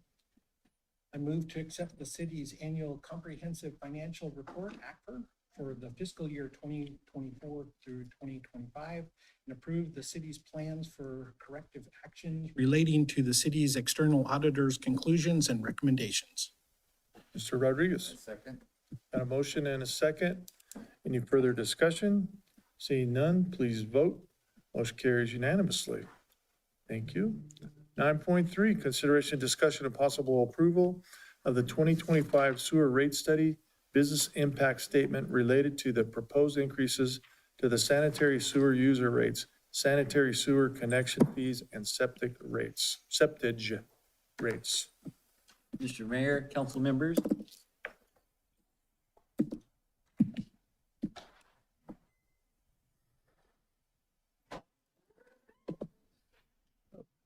Click the PDF. That'll probably work. Do I click the PDF or the PowerPoint? Both of them are on there. Let's just lower that back down. Let's do the PowerPoint. Let's just do the slideshow. Jim Rundle, Community Services Director, here to present on this item today. The 2025 sewer rate business impact statement. Council, Mayor, this is a requirement of Nevada statutes. This is required whenever a local government, an entity as Sparks is, when they want to consider adopting new fees. If the fees affect businesses or citizens, you have to go through a business impact study. That's what we are doing here today. There's another item on your agenda for a first reading and then for a follow-up at the next council meeting for consideration where you could adopt or deny adoption of sewer rate changes. What the business impact study does, it affects whether the changes put any direct or significant burden on businesses. It identifies whether or not it would impact expansion of a business. Additionally, we outlined how we did public outreach on this business impact study. I think that was a very robust process. I think that process was, to an extent, a success. As you know, we went to the businesses, the Chamber of Commerce, to the AGC, to BAN, to NAOP, and had good input and actually changed direction on a couple of the proposals that you'll consider at the next council meeting, should you adopt this BIS. The last updates to the sewer rates and connection fees occurred in 2018. The last updates to the septage rates were in 2003. In our workshop earlier this year in April, the council directed that the study include where there are shortfalls, mostly due to inflation, and also look at a 6% increase in 2026, 5% from 27 to 30, and 4% in 2031. Future annual increases should go by the CCI. That's the Construction Cost Index, which more so affects the fees that we're looking at here than a CPI. We did look at a CPI component, but that's on a cost recovery mechanism for the study. Looking at some of the fees, I wanted to point out that the proposed fee, which you will review more in depth at the public hearing in January, the proposed fee for the sewer rates to the citizens would be $28.04. That's staff's recommendation to the council. There may be some concerns. I think it came up in the workshop of what is Reno's monthly fee. I believe that to be $59 a month. So Sparks is coming in quite a bit less than, which meeting are we at, council member Abbott? Sorry, Mayor, sorry. Thanks, Jim. We'll talk later. Additionally, the connection fee that you can see on here in bold, we're looking at a proposal of $9,700 and change, just under $9,800. Reno's is $12,700. Interestingly, I want to point out, as you can see on the storm and flood rows in both the user rates and sewer connection fees, at this time, staff's not proposing any increase in those two rows. Those, as you can see in the last columns there, have 0 and 0, and then in the far right, 0 and 0. I don't believe the $12,700 connection fee in the city of Reno includes flood or storm drain. That's just for their sewer connection fees. So you can see that the approach Sparks is administering is very efficient and the least costly of the two to the community, to the development community.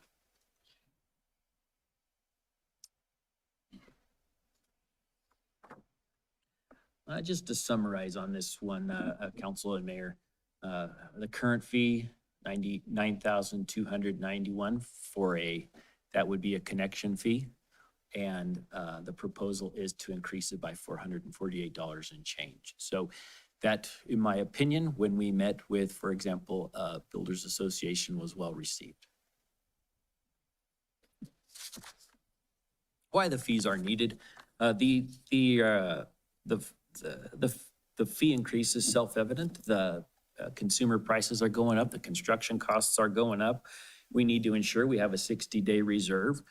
These fees impact what we do in our conveyance system as well as in our treatment system. And the council's very aware of some of the issues we've had at the 60-year-old, the plant built in the 1960s, and the heat loops and such. And these fees help to address those capital costs of investing in our infrastructure at the treatment facility and the infrastructure that gets it to the treatment facility. It also provides staffing respective to administration of those systems. Ultimately, the council's direction, the community's direction, is to ensure long-term sustainability and viability of our system. As I discussed earlier, the business impact study requires a significant amount of public outreach. We talked about the agencies that we went out to, Chamber of Commerce, trade associations. We also noticed we included mailers to the stakeholders. They receive a sewer bill. Our client relations team did an excellent job of supporting our utility team of getting those out to the public. We provided notices in the Reno Gazette Journal. We held workshops, 2 workshops right here in the council chambers. We had numerous presentations and interactions with the community. All of those components, in our opinion and staff's opinion, have been identified and considered in the staff report that you have with this business impact study. Mayor, staff's recommendation is that we recommend the council approve this business impact study. It meets the requirements associated with it in the Nevada revised statutes. It is required because of the item to consider adopting new fees for the sewer study. As I said, there's a first reading today and a public hearing in January. And Mayor, with that, I'm here and available for any questions. Question from the council. Go ahead. Thank you, Mayor. Just for the, my knowledge and maybe for the community, because I know it's been a while since we talked about this, but when was the last time we actually did a significant increase on our sewage? And Council Member Rodriguez, through you, Mayor, the term significant could be relative. Okay. But I want to provide that the last time we did what I think you're getting at, it was in 2018. It's like 10 years ago, roughly. Yeah, we're approaching 8 years on that. And then another consideration is the last time the septage rates were looked at was 2003. And that was something that was brought up at the council workshop in April, was that we are not recovering our costs on users that are dropping sewer through the septic system, trucking it in at our plant. Thank you, Jim. Thank you, Mayor. Yeah, just put that in context. In 2018, we did the rate study, but we had it was for a 5-year period. So we're just a little behind on keeping up with that one.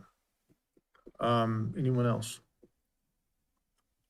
This is never fun to raise rates, but we got to keep up with the sewer plant. That's, complain a lot harder if you can't flush your toilet. So with that, I'm looking for a motion. Ms. Vanderwell.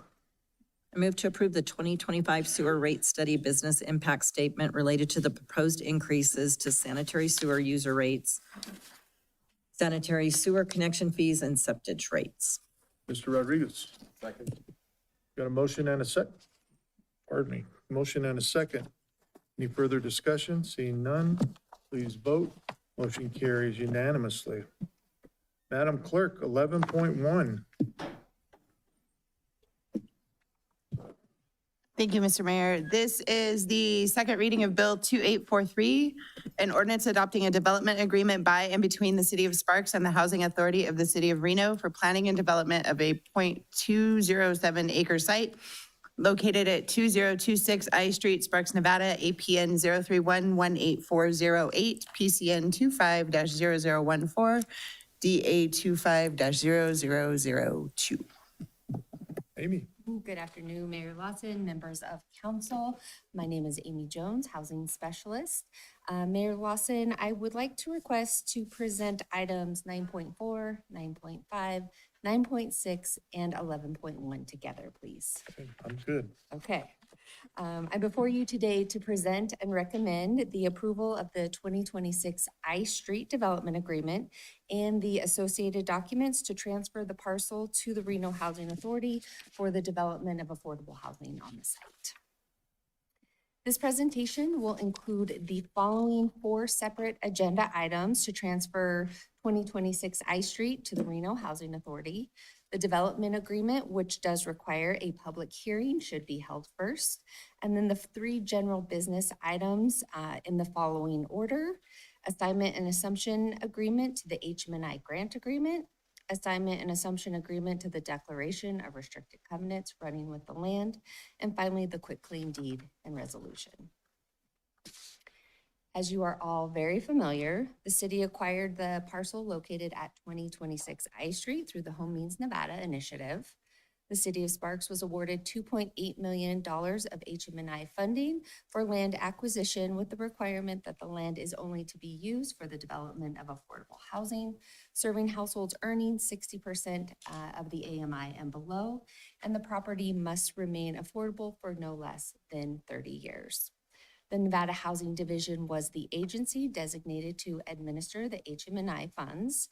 The city was required to enter into a grant agreement with the Housing Division to receive those funds, and the affordability was required to be secured by a declaration of restricted covenants running with the land. Utilizing these funds, the city purchased the parcel located at 2026 I Street in February of 2024. A request for proposal to develop affordable housing on the site was was issued, and the Reno Housing Authority submitted the RFP, and council selected the development of affordable housing units in April of 2025. You can see 2026 I Street identified in red on the overhead. The site is just approximately 0.2 acres in size and located just east of Sullivan Lane. The site is situated within a neighborhood with a mix of housing types, including single-family homes and multifamily apartments. Additionally, the site is located in the city's mixed-use district with access to grocery stores, restaurants, shopping, parks, recreation, healthcare within a mile of the site, and a bus stop within a half mile of the site.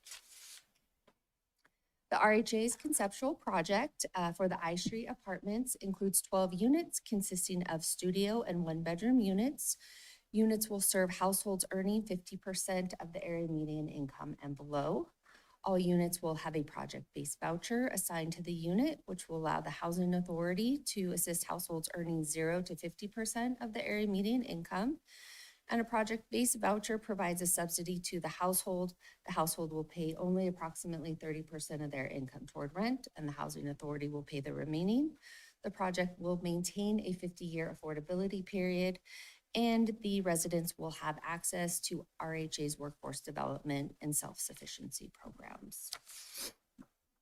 The proposed development agreement between the City of Sparks and the Reno Housing Authority provides an overarching framework for the development of the subject site of affordable housing while ensuring the compliance of the HM&I funding requirements.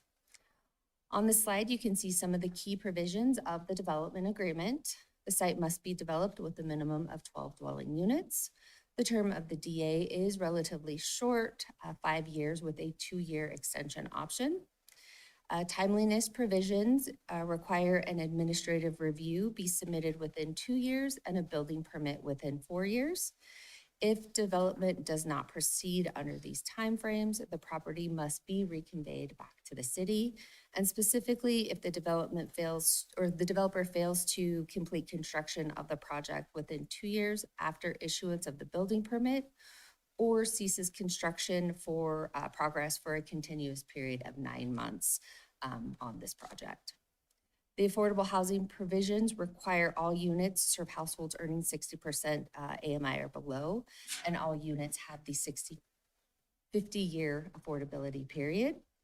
The DA also outlines the other agreements that must be in place, including the assignment and assumption agreement to assume the city's interest and obligations under the HM&I grant agreement between the City of Sparks and the Nevada Housing Division, as well as the assignment and assumption agreement to assume the city's interest in the city's obligation with the declaration of restricted covenants running with the land.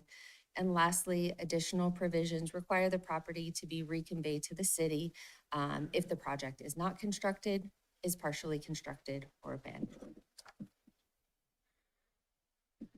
In terms of the finding, development agreements must be consistent with the city's comprehensive plan. The proposed agreement supports Goal MG4 and Policy MG11 that promote infill development.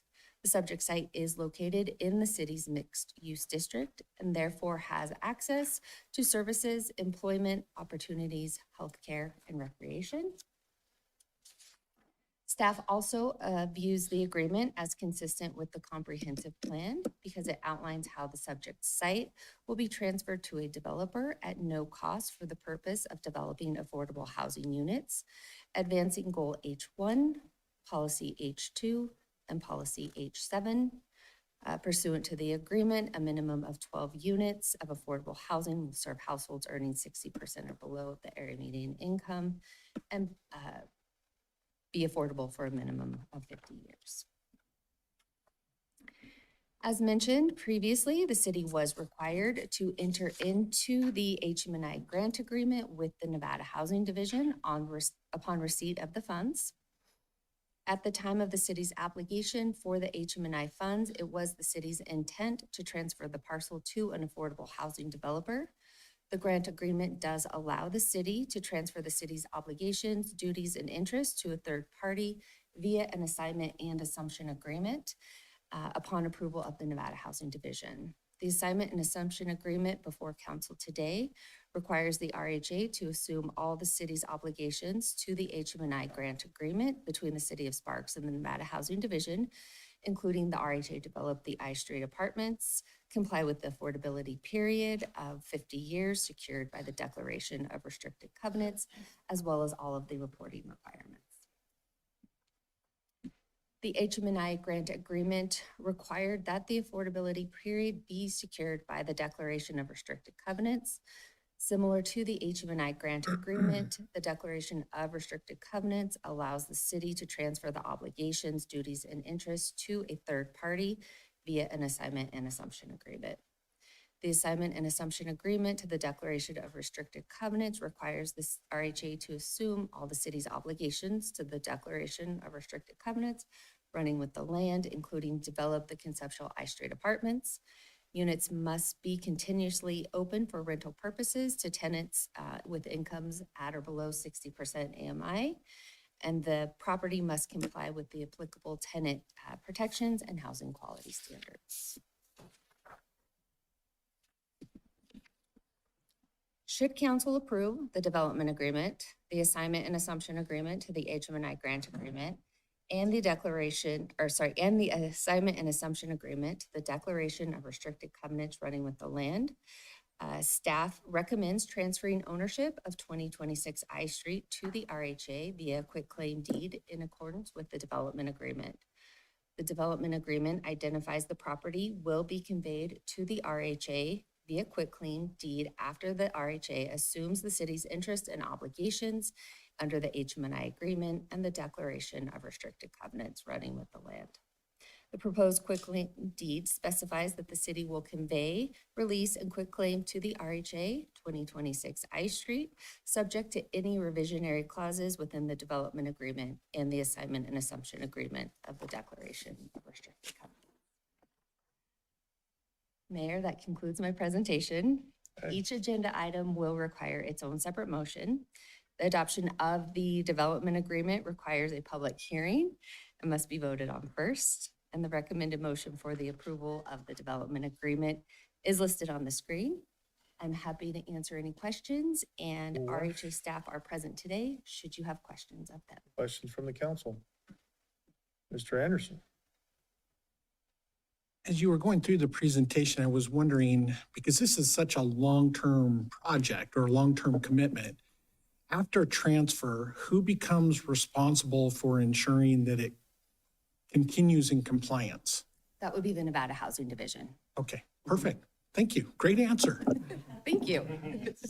Anyone else? Okay, seeing none from the dais, this is a public hearing. Anyone in the public wishing to comment on this particular item? Seeing none, I'll bring it back, and I am looking for a motion. Mr. Abbott. I move to adopt Bill number 2843, an ordinance approving a development agreement, AC-6164, by and between the City of Sparks and the Housing Authority of the City of Reno for planning and development of a 0.207 acre site located at 2026 I Street, Sparks, Nevada, APN 031-184-08, PCN 25-0014, DA 25-0002. Vanderwell. Second. Got a motion and a second. Any further discussion? Seeing none, please vote. Motion carries unanimously. 9.4, do you want me to read this, Madam Clerk? That is a yes? Consideration, discussion, I always love these long ones. Consideration, discussion of possible approval of an assignment and assumption grant agreement, AC 6162, by and between the City of Sparks and the Housing Authority of the City of Reno, conveying the City of Sparks' duties, rights, title, obligations, and interest in and to the Home Means Nevada Initiative Grant Agreement dated January 24th, 2024 for the development of affordable housing at 2026 I Street, Sparks, Nevada, APN 031-184-08. That's it. Do you guys have any questions on this? If not, I am looking for a motion. Mr. Abbott, I'll take them all. I got it. I move to approve the assignment and assumption of grant agreement AC-6162 by and between the City of Sparks and the Housing Authority of the City of Reno, conveying all the City of Sparks' duties, rights, title, obligations, and interest in and to the Home Means Nevada Initiative Grant Agreement dated January 24th, 2024 for the development of affordable housing on 2026 I Street, Sparks, Nevada, APN 031-184-08. Mr. Anderson. I'll second the motion. Got a motion and a second. Any further discussion? Seeing none, please vote. Motion carries unanimously. 9.5, consideration, discussion, of possible approval of an assignment and assumption agreement, AC 6165, by and between the City of Sparks and the Housing Authority of the City of Reno for the declaration of restrictive covenants running with the Land for Home Means Nevada Initiative, conveying the City of Sparks' obligations, duties, and interests in and to the declaration of the restrictive covenant running with the land. Oh, document, well, there's more. There's more, but wait. Document number 5438728 for 2026 I Street, Sparks, Nevada, APN 031-18408. Any questions on this one? If not, I'm looking for a motion. Mr. Abbott, I move to approve the assignment and assumption agreement AC-6165 by and between the City of Sparks and the Housing Authority of the City of Reno for the declaration of restrictive covenants running with the Land of Home Means Nevada Initiative, conveying the City of Sparks' obligation, duties, and interest in and to the declaration of restrictive covenant running with the land, document number 5438728 for 2026 I Street, Sparks, Nevada, APN 031-184-08. Ms. Spivey, I will second that motion. a motion and a second. Any further discussion? Seeing none, please vote. Motion carries unanimously. 9.6, consideration, discussion, and possible adoption of resolution 3480, conveying, releasing, and quitclaiming the City of Sparks' interest in the parcel located at 2026 I Street, Sparks, Nevada, 89431, APN 031-18408, to the Housing Authority of the City of Reno for the development of affordable housing. Questions from the council? Not looking for a motion. I'm gonna sneeze, but I'll actually add one thing, just because we have a theme of our meeting today. You guys looked in our legal description. This section used to be a part of East Reno, some of our darker days.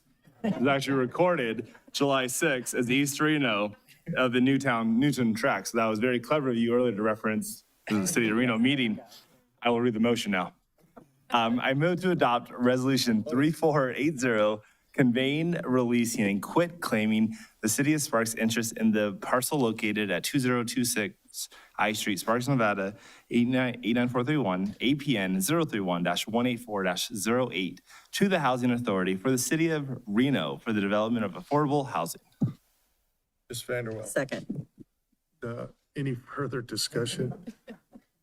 Does it really say East Reno? It really is. So it was during that time when that was one of the considered names for Some of our Sparks. darkest history was we were referred to as East It Reno. was a dark history. but- Uh-huh, but it really is in every document under our thing. Oh.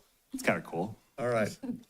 I got a motion and a Cool. second. Any further discussion? Seeing none, please vote. Motion carries unanimously. Thanks, Amy. Thank you. 9.7, Madam Clerk.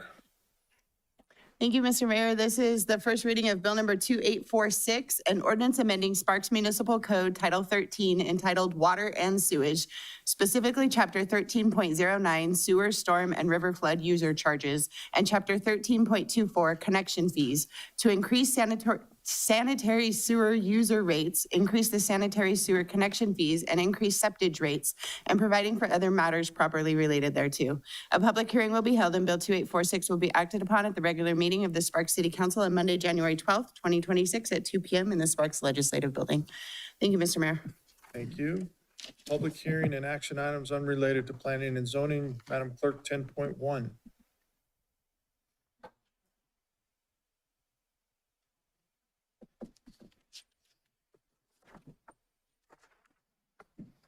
We had to change locations for this one?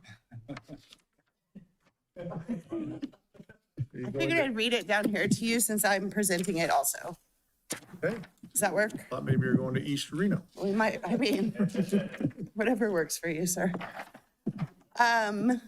This is the second reading of Bill 2842, an ordinance providing for the conducting and holding of a primary election in the city of Sparks on the 9th day of June 2026, and a general election in the city of Sparks on the 3rd day of November 2026, identifying municipal offices seeking candidates, authorizing Washoe County to conduct the election, and setting the filing fees for declarations of candidacy.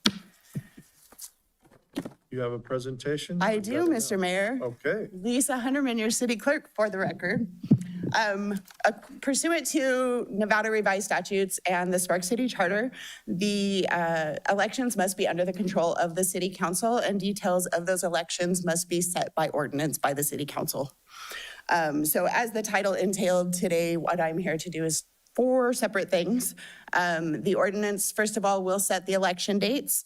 The primary election will be held on June 9th, 2026, with early voting being conducted between May 23rd and June 5th of 2026.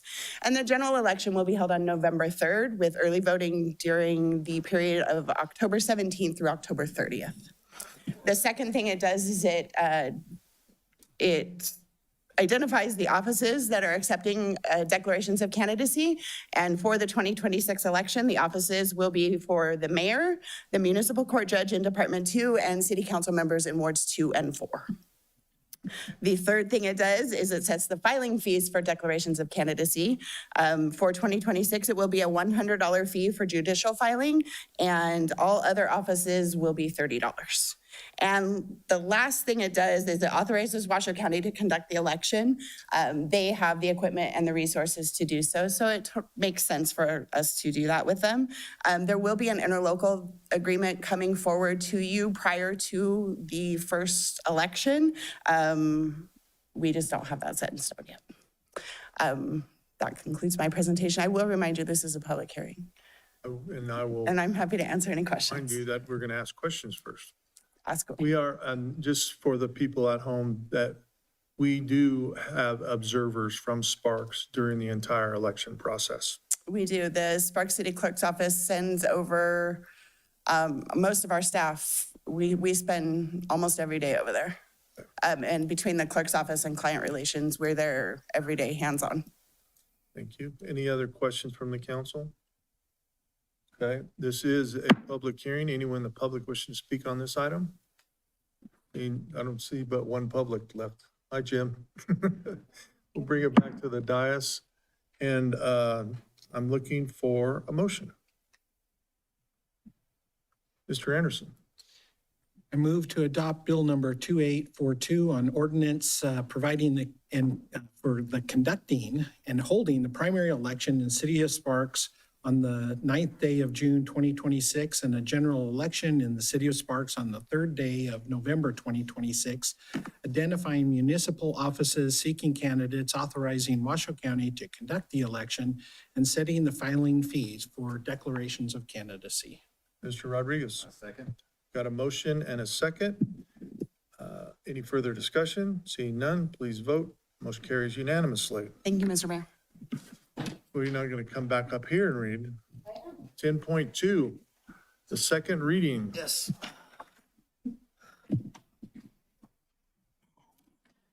Good afternoon, Mayor Lawson and member of the council. Read the item first. Oh, sorry. I got too excited. Thank you, Mr. Mayor. This is the second reading of Bill number 2845, an ordinance adopting the 2024 edition of the International Fire Code and the International Wildland Urban Interface Code, each of which is to become effective January 1st, 2026.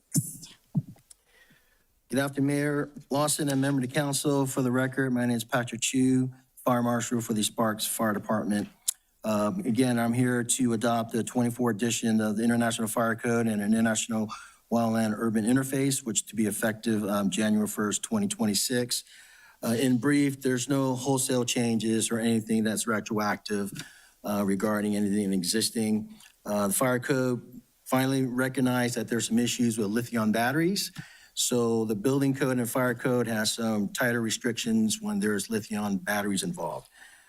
Here in Sparks, we amended some minor things in the fire code, and one example would be corridor width. The minimum corridor width is 44 inches. It could be larger, but its minimum is 44 inches.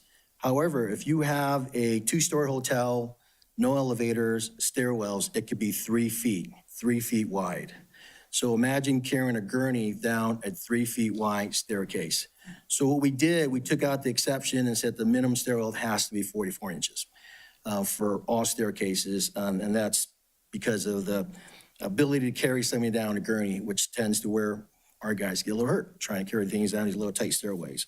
So other than that, I'd be more than happy to answer any questions that you guys may have. Questions from the council? Okay, this is a public hearing. Anyone in the public wishing to speak on this item? Not, we'll bring it back to the dais, and I'm looking for a motion. Mr. Rodriguez. Move to adopt bill number 2045, amended the title 14 of the Sparks Municipal Code, Fire Prevention and Protection to include the 2024 edition of the International Fire Code and International Wildland Urban Interface Code, each of which are to become effective January 1st, 2026. Ms. Spivey. I'll second that motion. Got a motion and a second. Any further discussion? Seeing none, please vote. Motion carries unanimously. Thank you. All right. Comments from the public, Madam Clerk, do you have any? We do not, Mr. Mayor. Okay, comments from the mayor, city council, city manager, Mr. Manager? None today, Mr. Mayor. Thank you. Council, do you have anything? Joe, you gotta be faster, man. I'm looked that way already. I know, right? All my life, late. I would like to make a request to ask that the city manager prepare a code amendment for city council's consideration. I'll get that out. To look at directing staff to consolidate all existing handbooks in the Kylie Ranch North to a single comprehensive handbook. If that was clear. You got that? Ms. Spivey? Thank you, Mayor. I would just like to give a huge shout out to the Parks and Recreation Department and their staff and city staff for the successful tree lighting and hometown Christmas parade. Extraordinary. You did really good. You ordered weather that was spectacular, the best ever. But really to thank your staff and all the volunteers. And we were talking amongst ourselves, I don't even know how many volunteers to put that parade on. I know Hot August Nights, I think, still volunteers. So all the volunteers and staff and everyone who put together just a great community event, biggest crowd ever. And thank you. We couldn't do it with all the hard work of everybody who put it together for us. So thank you. Paul? Just the same thing. Awesome job by Parks and Rec, Public Works, as well as thank you for police and fire for being out there, and likewise our partner agencies that were on the scene there, just making sure things were safe, but an incredible turnout. And it's my favorite event because you see every cross section of our community there enjoying it, and well done. Thank you. Diane or Donald? So I got to meet the youngest person at the tree lighting at 1.5 months old. Wow. That's so many tree lightings to come in that young lady's life. And once again, I can not say enough about our staff and what you guys do. It is such a joy to stand up there and stage and look out across. I mean, we had a very, very good crowd for the tree lighting this year. And it's just so cool to look out there and see all the kids dancing around and having fun and the parents and stuff. So it's a great event. You guys killed it again. Thank you very much for that. All right, with that, I'm going to adjourn this meeting. And that concludes for us 6.5 hours of meetings. No, we can 6 hours and a half plus. Yeah, thank you. Is that Kelly's daughter? Because she was there. right? Yeah. Yeah, she texted me. I didn't see. She texted me after. She sent a picture.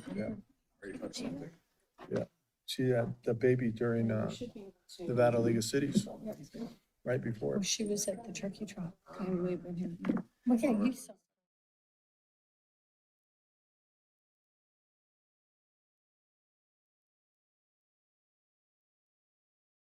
Wait a minute. Hang on, Joseph. Can I do 1 second on?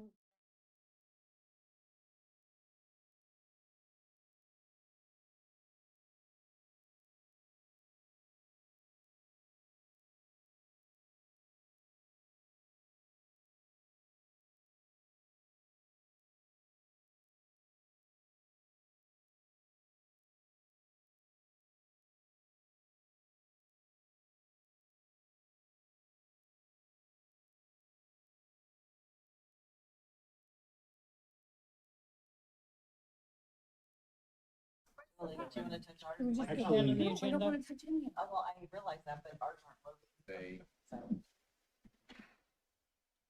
A second. Well, you guys are on current.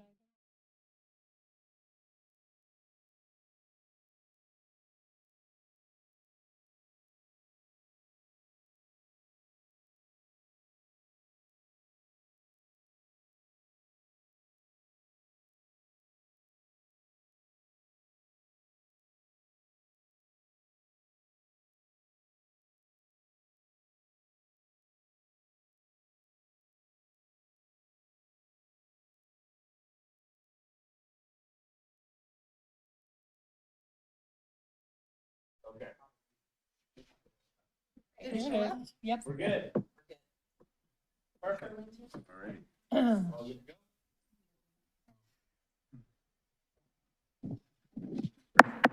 Oh, that was loud. My bad. That's furniture. I will call today the Sparks Redevelopment Agency meeting of Monday, December 8th with a roll call. Chair Abbott, Here. agency members Lawson. Here. Bybee, Here. Vanderwell, Here. Anderson. Here. Rodriguez. Here. Chief Legal Officer Sendo. Here. Chief Administrative Officer Lauthen. Here. We have a quorum. Thank you. Awesome. Thank you. Do we have any public comment? We do not. Awesome. Item 4.1, approval of the agenda. Looking for a motion. Agency member Vanderwell. I move to approve the agenda as submitted. Thank you. Agency member Rodriguez. Second. We have a motion and a second. Please vote. Mr. Agency member Anderson. Perfect. Passes unanimously. Item 5.1, consideration, discussion, possible approval of the minutes of the Sparks Redevelopment Agency meeting for November 10th, 2025. Looking for a motion. Agency member Rodriguez. Thank you. Agency member Bybee. I'll second the motion. We have a motion and a second. Mr. Lawson, did you mean to do that? I wasn't here. Okay, just double checking. I wanted to vote no He's anyways. messing with you. Passes 5 with 1 no vote. Okay, item 6.1, consideration and possible acceptance of the report of the claims and bills approved for payment and appropriation transfers for the period of October 28th, 2025 through November 21st, 2025. Looking for a motion. Agency member Rodriguez. We have a motion, looking for a second. Second. Agency member Anderson, please vote. Passes unanimously. No more meetings. No item 7, no business items. 8.1, comments from the public. Any public comment? We do have a talkative mayor today. 8.2, announcements for the agency chief administrative officer. Mayor Lawson, we have an opportunity to speak now. Do you have anything to add? I do not. Of any- Okay. Of any substance. Sounds good. Anyone else? I don't see, oh, no, we're good? City clerk, I see you pointing, no? You got 3 fingers pointing back yourself. I would just remind everybody that this is the last meeting this year. See you next year. We'll adjourn.